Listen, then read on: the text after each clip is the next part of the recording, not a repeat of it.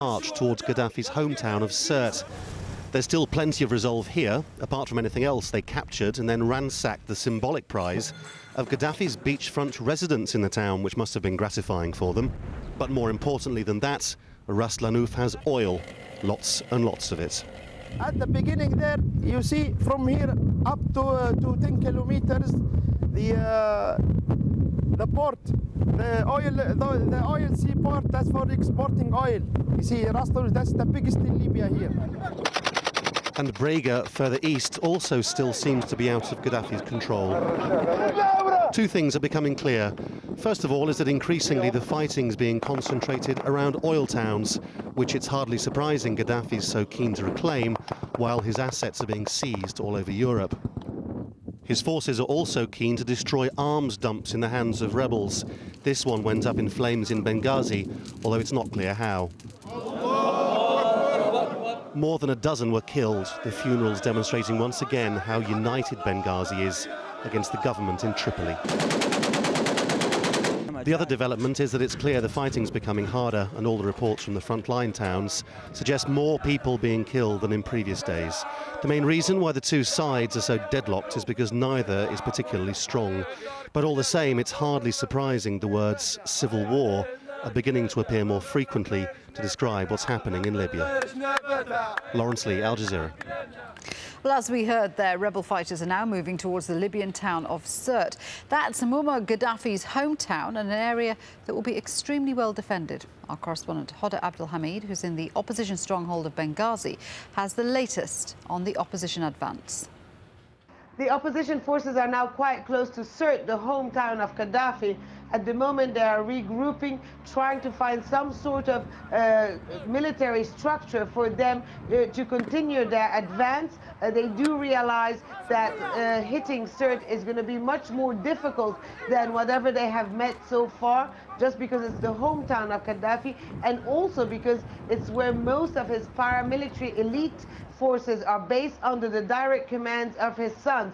Sirte is also a much bigger city than AlJazeera, Breda or Ras Lanouf, so they do expect fiercest opposition from the pro-Gaddafi loyalists. However, they are emboldened. They do have a lot of weapons, heavy weapons. We have seen anti-aircraft guns. We have seen also other kind of rocket-propelled grenades and rocket launcher. Each time a town falls, they basically raid the military base and get more weapons. Now they do say that this is the point of no return. They're going to Sirte, and after Sirte, they say they're going to head to Tripoli, and inside Tripoli, they want to head directly to AlJazeera, which is a location where we believe Muammar Gaddafi and his family are at the moment. Well, Asher Shamis is a Libyan journalist and writer who was one of the founding members of the National Front for the Salvation of Libya and joins me now live from London.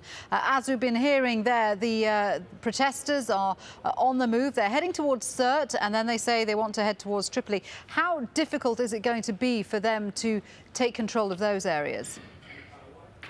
It will be very difficult because these are open ground towns, and there could very easily be bombarded from the air.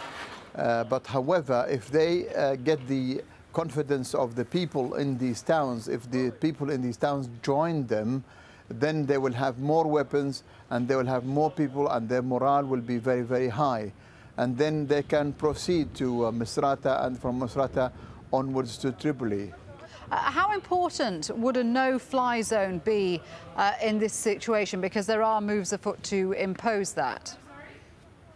Well, it's extremely important, and the people in Benghazi have asked for it. The new council has now been formed, and it's officially asking for no-fly zone to protect the citizens, the unarmed citizens, and to try and to narrow the area which Gaddafi can move in his troops and his armed people. You mentioned the National Council there, which has been formed by the opposition as a formal organised body. Does this mean that protesters are becoming more organised, more coordinated? Oh yes, they are, because now they have a new authority. This authority has the confidence and the support of all the people of Libya. It will be receiving or having legitimacy endowed upon it from the international community, and slowly it will become the government in place for this period, the provisional period. But do you think we're going to see more intensified fighting, particularly around the oil towns, AlJazeera, Ras Lanuf, Brega?